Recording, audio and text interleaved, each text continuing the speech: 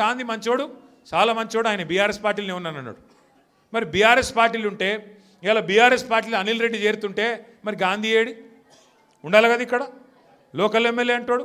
నిజంగా మన పార్టీలు ఉంటే ఇక్కడ ఉండాలి కదా. ఇక్కడ ఎట్లుందంటే ఇలా పరిస్థితి, ఇప్పుడు మనుషులలో 2 రకాలు ఉంటారు, అయితే లేడీస్ ఆడోళ్ళు లేదా మొగోళ్ళు. మరి ఇప్పుడు మీ ఎమ్మెల్యే ఆడనా మొగనా మాకైతే అర్థమవుతలేదు. ఏమిటిది ఆయన, ఏ పార్టీ, కాంగ్రెసా బీఆర్ఎసా చెప్పుకొని గంత భయమైంది.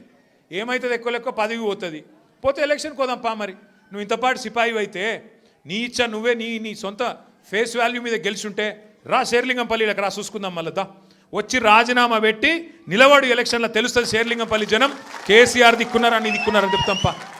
ఈ చేతగానోళ్ళు 10 మంది సిగ్గులేనోళ్ళు మీరు గెలిపిస్తే అందులో పోయి జొర్రిను. పోనీ సొరితే అందులో జొరినమని చెప్పొచ్చు కదా, భయం అవుతుంది. ఎందుకంటే చెప్తే పదవి పోతుంది, సిగ్గు లేకుండా మరి ఆ పదవి విడిచిపెట్టకుండా ఇవాళ దిక్కుమాలిన రాజకీయం చేసి ఆఖరికి ఫంక్షన్ హాల్ కిరాయికి తీసుకొని అక్కడికి వస్తాం ఆల్విన్ కాలనీ కంటే నీకెందుకు భయం అవుతుంది?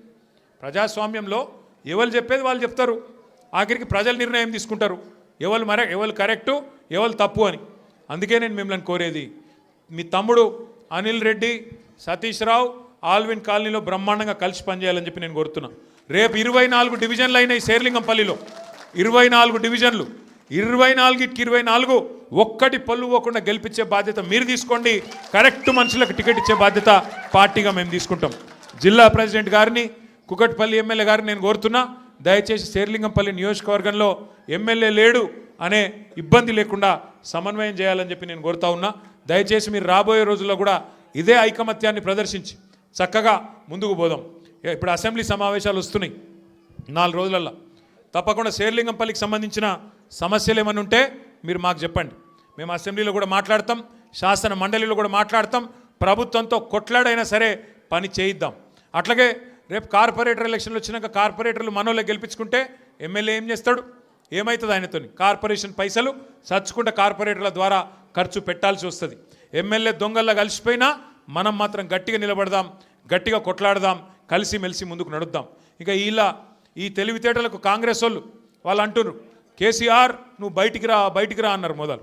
ఏది కేసీఆర్ గారు పాపం ఆయన పాటికి ఆయన పొలం కాడ పని చేసుకుంటుంటే నువ్వు రా బయటికి అన్నారు. మొన్న వచ్చి ఏం చేసిండు పాపం సారు, ఒక ప్రెస్ మీట్ పెట్టిపోయిండు, మీటింగ్ పెట్టి ప్రెస్కు మాట్లాడిపోయిండు. దానికే ముఖ్యమంత్రికి ముచ్చెమటలు పట్టినాయి, చలిజ్వరం వచ్చింది, దెబ్బకు మరిగా ఇష్టం వచ్చినట్టు ఒర్రుతున్నాడు. ఇప్పుడేమంటున్నాడు, నువ్వు అసెంబ్లీకి రా అంటున్నాడు. బయటికి వస్తే గీడికి వస్తేనే తట్టుకోలేకపోయినావు నువ్వు, అసెంబ్లీకి వస్తే ఆయన గుండాకి సస్తావు, గుండాకి పోతాడు. ముందే ఇంతున్నాడు, ఆయనతో గుండాకి డామ్మంటాడు.